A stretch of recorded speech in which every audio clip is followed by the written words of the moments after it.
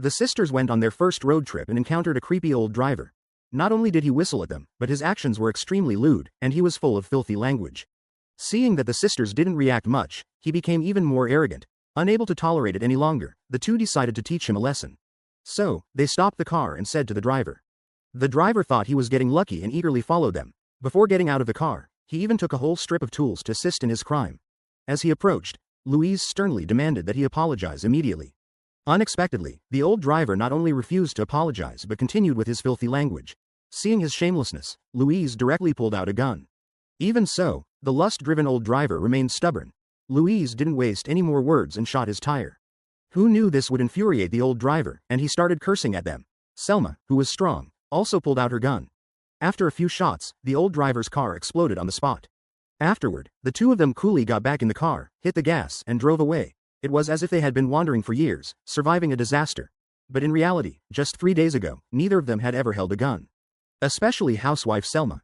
As a woman trapped at home since she was 18, she had no job and no source of income. Therefore, she had no authority at home. Every day, she had to get up early, prepare breakfast, and tidy up the entire room. Then, she would cautiously remind her husband to watch the time. Because if her voice was slightly louder, she would face her husband's relentless scolding.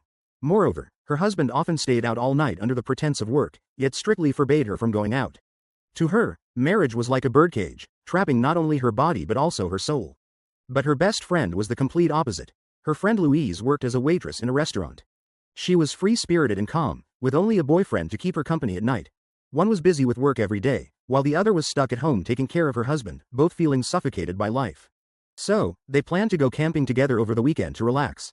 Thelma knew very well that her husband would never agree. So, in a moment of impulsiveness, he decided to act first and report later. However, faced with this rare opportunity to stand out, he felt more confused than excited. Because he hadn't traveled far for a long time, he didn't know what clothes and luggage to bring. He ended up stuffing everything he could into the suitcase. On a whim, he even put a gun in the bag. Chekhov once said, "If a gun appears in a story, it must be fired." After preparing dinner and leaving a note, Thelma got into Louise's car. However, for Thelma, who had never fired a gun, it was too dangerous and uncontrollable. So, the first thing he wanted to do when he saw Louise was to quickly get rid of the gun. Although Louise thought bringing a gun was unnecessary, she still allowed him to put it in her handbag. Then, the Thunderbird convertible started, and they embarked on a lighthearted and joyful journey. The songs along the way floated with the wind, and the path they traveled unfolded like a canvas of freedom. Having not breathed the air of freedom for so long, Thelma found everything outside fresh and intriguing, even boldly lifting her skirt. But with Louise's reminder, she quickly put it back down. By evening, Louise couldn't resist Thelma's pleading and drove to a bar, planning to have a simple drink and leave. Louise didn't like the place much, cautiously looking around. However, Thelma felt very excited because she hadn't been to such a place since getting married. As soon as they sat down, a man came over to chat. Louise saw his ill intentions and directly told him to leave. However, Thelma thought her friend was being too sensitive. Since the age of 14, Thelma's only romantic experience was with her husband. So, her understanding of men remained at that naive age. When the man offered her a drink, she gladly accepted. When the man asked her to dance, she didn't refuse either. Not wanting to spoil the fun, Louise didn't stop her. As soon as they entered the room, the man put his arm around Thelma's neck. Seeing Thelma didn't refuse, the man got closer and closer, constantly controlling their distance and rhythm. He kept spinning Thelma around, and even when Louise wanted to take Thelma away, he didn't give her a chance to respond. Then, he continued to spin her around. Already not good with alcohol, Thelma became more and more dizzy. The man finally seized the opportunity when she was alone. So, using the excuse of getting some fresh air, he led her to a dark, deserted parking lot. Ignoring her refusal, he forcibly picked her up, continuously spouting nonsense about liking her, while his hands started lifting her skirt. Thelma, in a panic, pushed the man away, but he instantly changed his expression. Thelma pleaded for him to let her go, but the man became even more aggressive, starting to beat her and pinning Thelma down on the car. Just as the assault was about to happen, a cold gun barrel pressed against the man's neck. It was Louis, arriving just in time with a gun. The man had no choice but to release his prey, yet he cursed and insulted them relentlessly, even shamelessly saying, "I really should have had him just now." Hearing this, Louis raised his hand and fired a shot. The situation left Thelma stunned. Even though Louis's entire hand was trembling, he only hesitated for 2 seconds before telling Thelma to drive. Afterwards, he walked up to the corpse and cursed at it before getting into the car when Thelma called him. Since she rarely drove and was panicked, Thelma drove the car erratically, almost getting hit by a large truck behind them. At this moment, Louis sat dazed in the passenger seat, holding the gun in a trance. In fact, Louis was not someone who acted impulsively.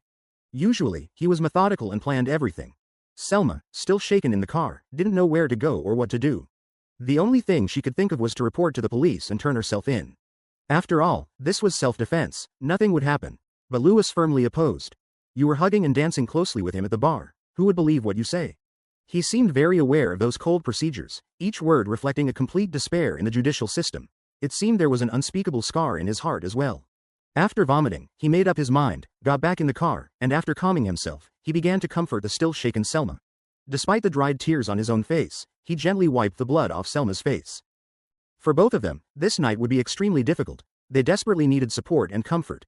Almost simultaneously, they each contacted their partners by phone. By then, it was already 4 in the morning. On Thelma's side, the dinner and note she prepared were untouched, indicating her husband had stayed out all night again. On Louis's side, the moment the call connected, she immediately hung up. She knew her boyfriend loved her, but after what happened, she really didn't know how to start the conversation. After a night of fleeing, it wasn't until dawn that they dared to find a small inn to rest. Thelma still didn't know what to do, but when she heard that Louise was trying to figure something out, she agreed. Lying on the bed, he just slept. Years of being kept in captivity had left him without the ability to think independently. His behavior instantly made Louise furious.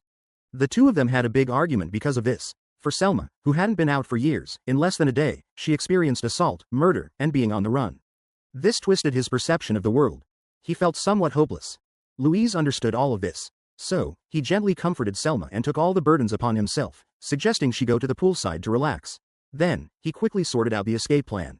She decided to escape to Mexico, where it borders the United States and has relaxed entry requirements, but it's 20 kilometers away and they needed funds. So, she called her boyfriend again, asking him to transfer $70 from her account to their next stop. Her boyfriend sensed something was wrong. When he asked what had happened, Louise was on the verge of breaking down, but she kept holding back and wouldn't say anything. After arranging everything, she quickly packed her bags, grabbed Thelma, and hit the road again. Louise's goal was clear. Drive straight to Mexico and start a new life. However, the timid Thelma was at a loss. She didn't know whether to flee with Louise or stay and figure things out. While refueling, Thelma called home again, hoping to get some comfort from her husband, which would give her a reason to stay. Unexpectedly, what came from the other end of the line was her husband's angry scolding, ordering her to come home tonight. He cursed his wife while distractedly watching the game. After hanging up, Thelma was completely disheartened and directly cursed back, "Go fuck yourself." It was her first time standing up to her husband. Although she took the first step, at this moment, Thelma seemed more like she was acting out of spite. Just now, as she stormed out of the phone booth, she accidentally bumped into a fresh-faced young man named Pete. He claimed to be a college student who couldn't catch a ride back to campus and hoped for a lift. She had a friendly smile, but the cautious Louise immediately refused her.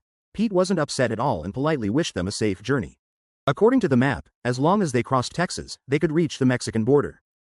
However, Louis was adamant and refused to go through Texas. Apparently, there were memories there he didn't want to confront. Seeing this, Thelma had no choice but to agree to take a detour. Next, their hair fluttered in the wind, and the gloom in their hearts temporarily lifted. They even sang along to the music together. Unexpectedly, they ran into Pete again. Thelma once more pleaded with Louis. This time, Louis couldn't resist and agreed to let Pete in the car. Once in the car, Pete chatted with Thelma the whole way. His cheerful and humorous conversation delighted Thelma. When it was time to part, they were reluctant to say goodbye. Louis parked the car in front of the bank, the place she had arranged with her boyfriend to transfer money. However, when she entered the bank, she was surprised to find her boyfriend there. It turned out he hadn't chosen to transfer the money remotely but had brought it himself, rushing over overnight. The unexpected meeting left Louis both surprised and delighted. When her boyfriend saw a stranger in the car, a single look from him made her leave immediately. At this moment, it started to rain heavily. Watching Pete standing in the rain, Thelma was reluctant to leave. After checking into the motel, Louis handed all the money to Thelma for safekeeping.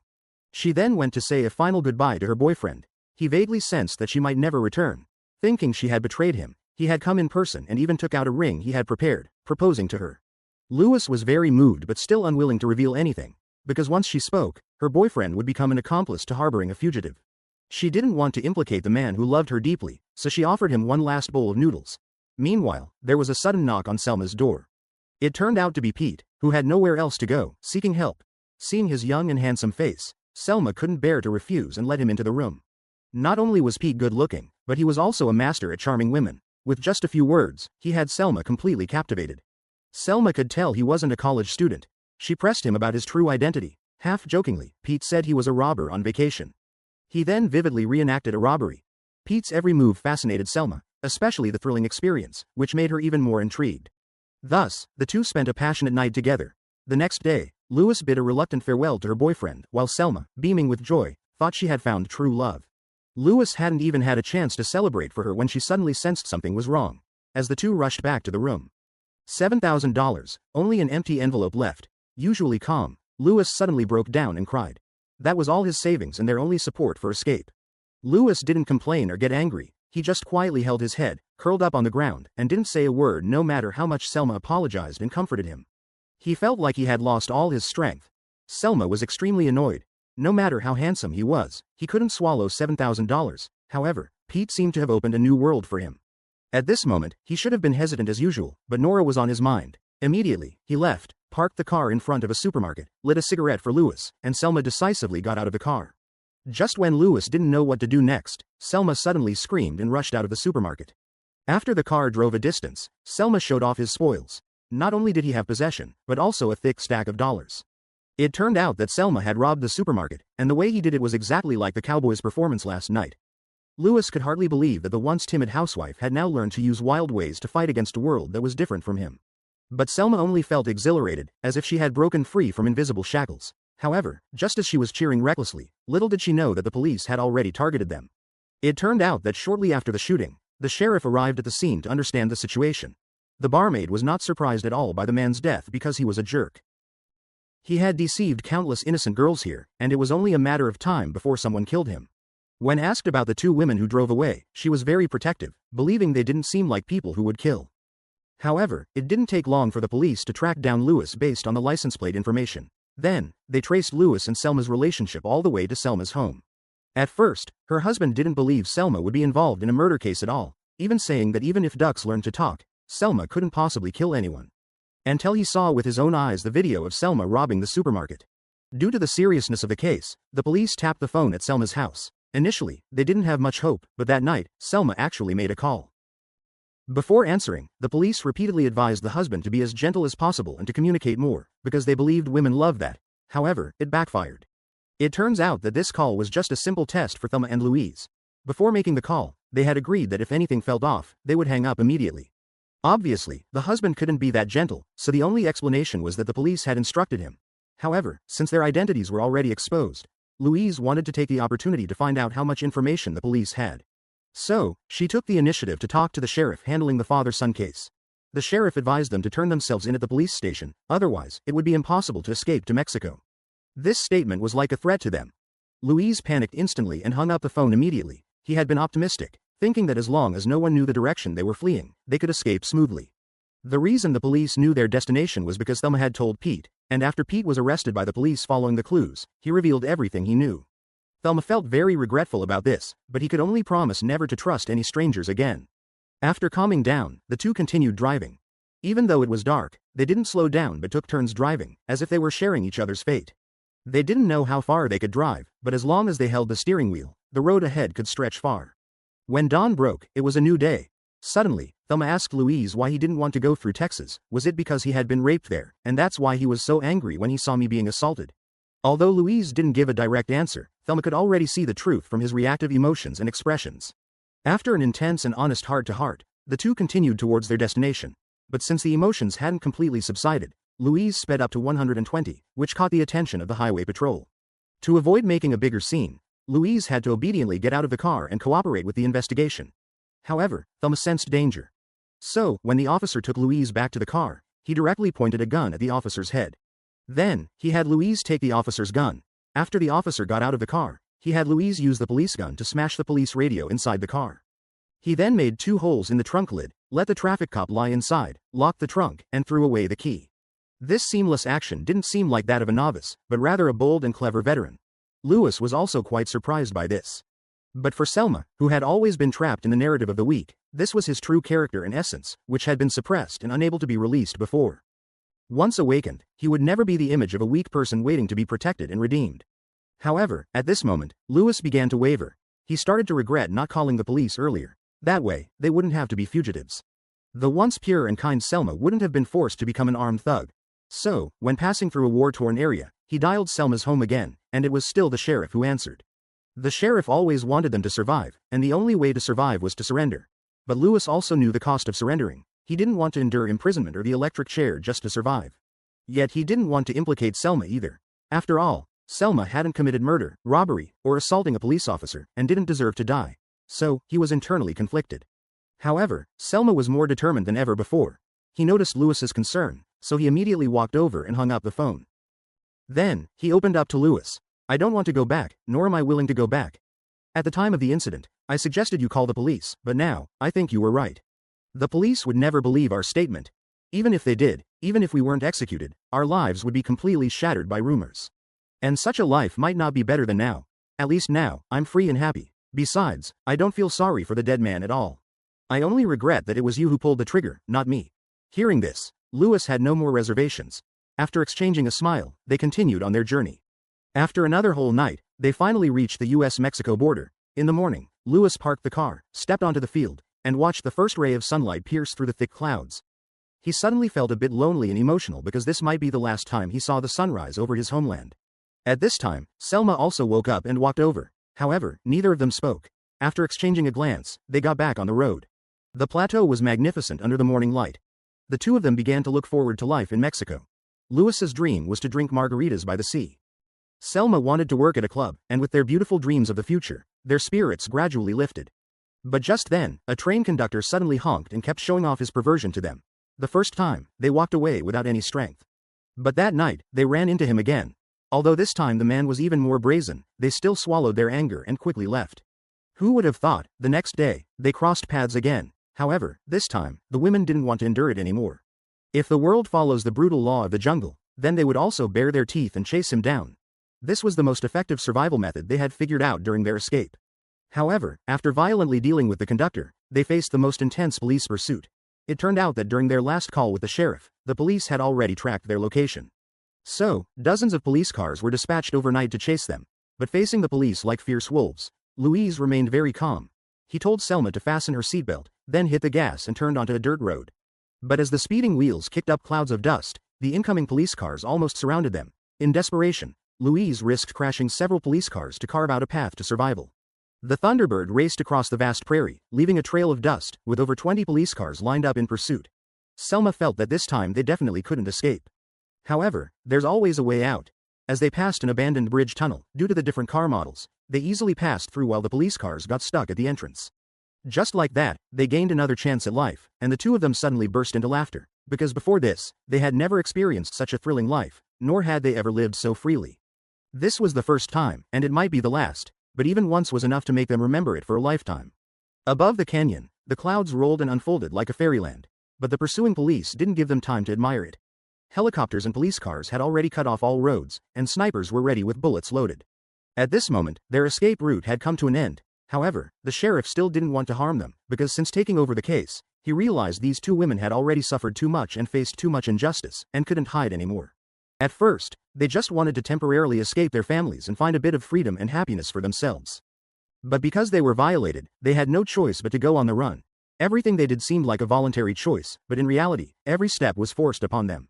If now, the police also press them step by step, then their lives will be completely hopeless. But the higher-ups don't listen to any of this. He just wants to quickly catch or kill the suspects to pave the way for his future career. While the sheriff was pacing back and forth, thinking of strategies, Thelma and Louise had already made their decision. In the past, they were always constrained by various rules. But now, they want to pursue freedom, even if the end of that freedom is a sheer cliff. So, Louise decisively stepped on the gas, driving full speed towards the bottomless canyon. As the saying goes, better to die free than live in chains. Hand in hand, they faced death together, which was the most correct and happiest decision they made in their lives. And as their lives came to a halt, a new chapter of their lives began. The drama film, Thelma Louise, released in 1991, is about a housewife who never leaves home. But with Louise's strong invitation, she defies her husband for the first time and goes on a road trip to a deer camp.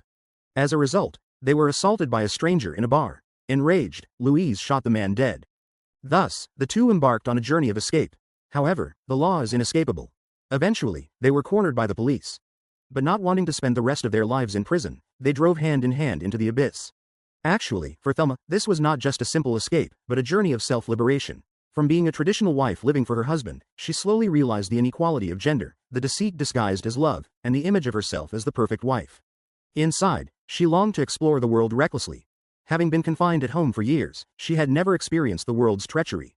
So, at first, she was indecisive and lacked responsibility. She would just hide behind, giving up or crying. But once her consciousness awakened and she saw through human nature, she immediately grew into a woman who could stand on her own. For Louise, whose core was relatively stable, this escape was also a journey of self-acceptance. Having been violated years ago, when she saw her friend being forced, she angrily pulled the trigger on the perpetrator. Having personally experienced the consequences of reporting to the police, she chose to flee after the incident. But she never spoke to anyone about this tragic experience. As a victim, after finding no help, she developed deep self-doubt, even thinking that her own flamboyance attracted the gaze and abuse of men. But during her escape with Thelma, after witnessing deception and manipulation from men time and again, she finally accepted the past and firmly believed that a victim is just a victim, no longer burdened by victim blaming. This self-awareness and acceptance came at a cost. Too heavy, as if only the death of the body could bring the desired freedom. Beauvoir once wrote in The Second Sex that people confine women to the kitchen yet marvel at their limited vision, clip their wings yet lament their inability to fly. If only they could have, from the start, grown freely, without having to cook at 18, without restrictions on their actions and preferences, if they could receive enough respect, without passively enduring humiliation and injustice, would the outcome be vastly different? Well, that's all for today's movie sharing. Thank you for liking, commenting, and sharing. Looking forward to our next encounter.